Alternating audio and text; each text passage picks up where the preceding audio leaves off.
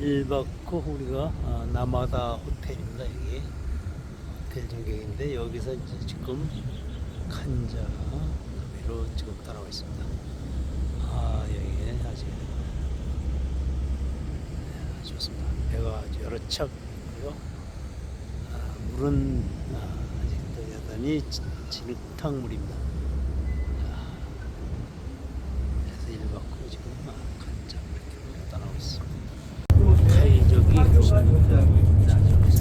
타이족은요, 주변 국가인 라오스, 미얀마, 그다음에 캄보디아를 정복하고 지금까지 유지되고 있는 거의 단일 민족이라고 할 수가 있습니다. 미얀마는요, 1300년 때부터 영토 전쟁으로 인해서 멋진 200년 이상을 싸워서 지금까지 철천지 원수 관계예요. 우리나라의 한국과 일본의 관계라고 하는 옛날에는 버마라고 불렀죠. 버마, 지금 미얀마라고 부르는데 버마가 옛날에는 굉장히 강한 나라였어요. 되게 강한 나라였는데 태국 타이족하고 수없이 오랫동안 전쟁한 후에 지금처럼 굉장히 망가지게 됐습니다. 그 후에 크메르족이 살고 있는 곳은 캄보디아입니다.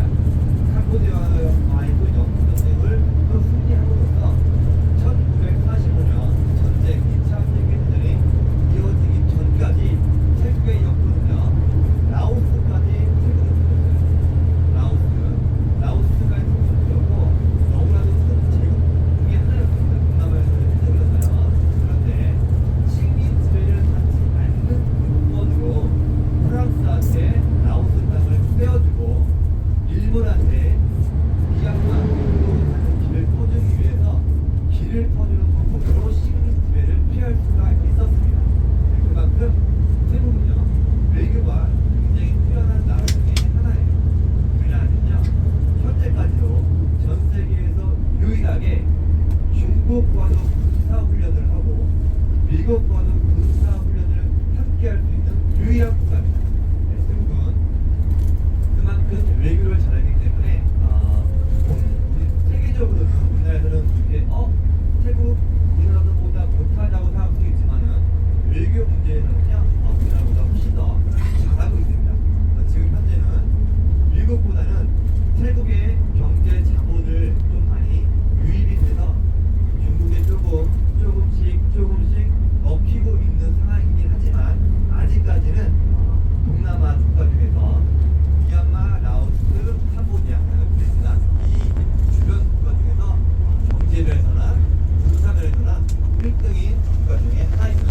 그 예로 지금 오늘 한국에 외국인 노동자가 많이 들어오잖아요. 조선족도 많이 오시고 캄보디아, 미얀마, 라오스, 베트남 다 많이 오는데 태국도 많이 오는데 태국도 건설업이라든지 힘든 스릴 인종, 힘든 일 있잖아요.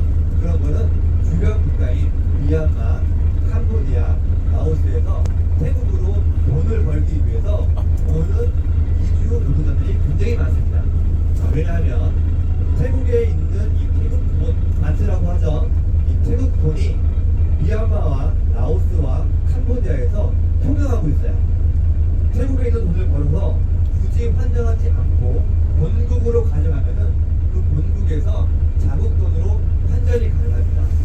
그래서 태국으로 돈을 벌러 와가지고 자기 나라로 돈을 송금하는 외국인 노동자가 굉장히 많이 있습니다. 그래서 여러분들이 차를 타고 가다가 버스도 아니고 툭툭이라고 들어보셨어요?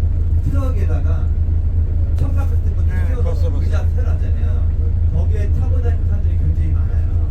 그렇게 타고 다니는 사람들이 대부분이 다는 아니지만 대부분이 주변 국가 이주 노동자들입니다. 그래서 우리가 볼 때는 위험하고 왜 저런 걸 타고 다녀라고 할 수도 있는데 그 사람들 입장에서는요, 굉장히 저렴한 돈으로 교통비를 아끼면서 그걸 타고 왔다 갔다 하고 있습니다. 자, 여기까지가 이제 태국의 기본적인 거고요. 태국의 우측팬들이 일본 자동차를 구매하게 된 겁니다. 하지만 우리에게도 기회가 있었습니다. 1990년대 우리나라는요, 눈부신 경제 발전을 해서 우리 대우자동차, 대우그룹의 김우중 회장님께서 세계 경영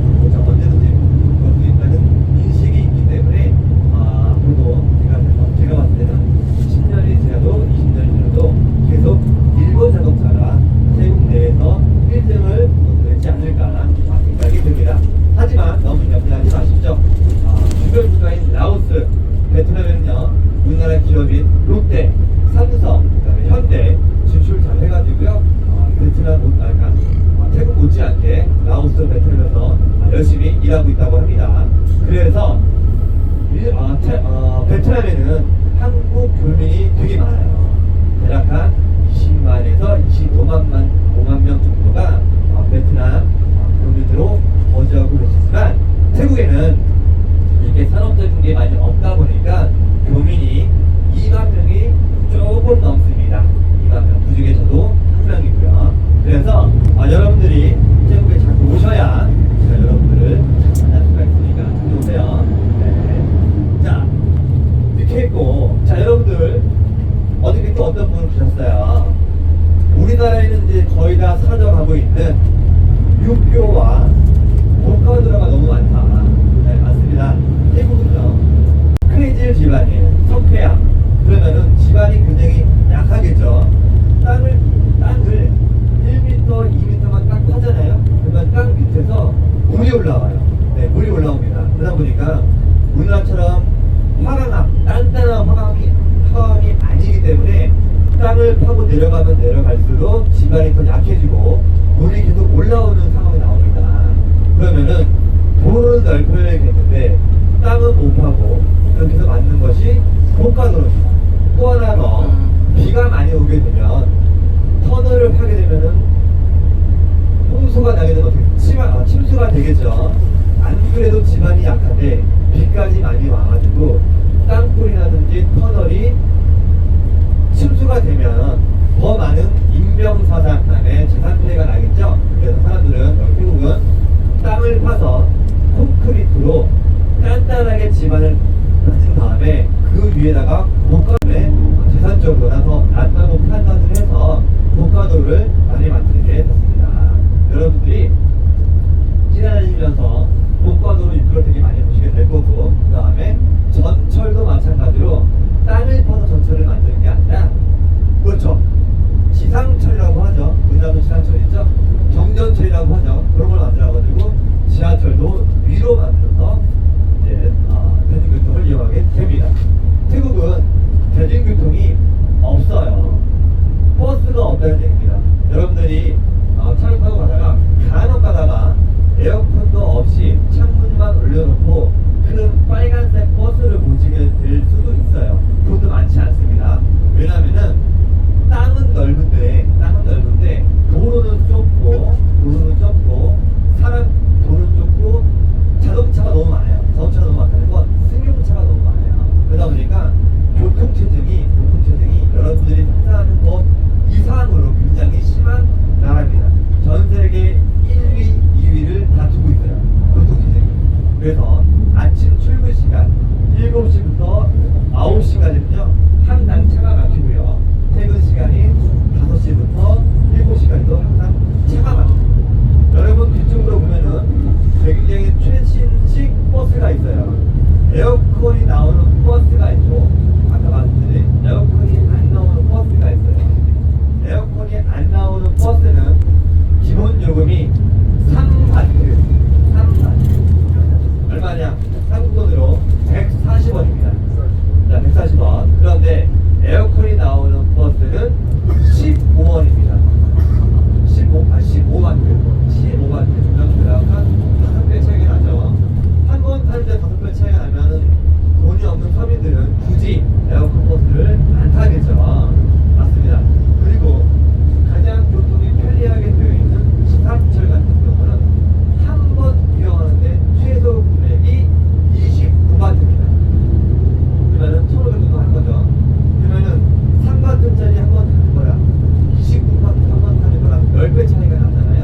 그래서 대부분의 저소득층은 버스라든가 에어컨 버스라든지 지상철을 못 타는 경우가 많기 때문에 그래서 저렴한 버스를 타고 있습니다. 하나 또 길을 하다 보니까 택시도 많지만 오토바이도 굉장히 많아요. 그렇죠? 근데 오토바이를 혼자 타고 하는 게 아니라 오토바이 뒤에 사람을 태우고 하는 분 되게 많습니다. 그죠? 그 친구들은 여기서 흔히 말하면 락장이라고 부르고, 태국말로는 락장이라고 부르고, 우리가 볼 때 그냥 오토바이 택시예요. 오토바이 택시는 정말 빨리 갈 수 있습니다. 안 그래도 차가 막히는데 차 사이로 버스나 택시로 갈 수 있는 30분 거리를 오토바이는 10분 만에 주파를 하니까 아침에 출근 시간, 저녁에 퇴근 시간에 빨리빨리 가기 위해서 오토바이 택시를 이용하는 경우가 굉장히 많습니다. 네, 굉장히 많습니다. 여러분들도 할 일은 없겠지만 내가 만약에 태국에 왔는데 급한 일이 있다.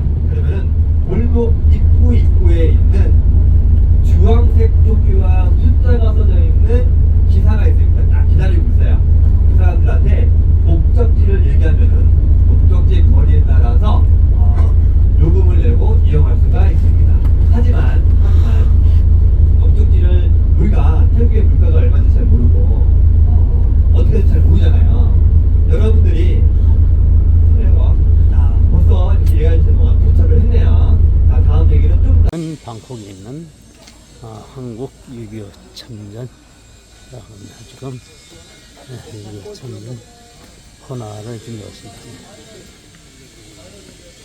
6.25 참전 회장님과 회장님하고 회장님 오시겠습니다.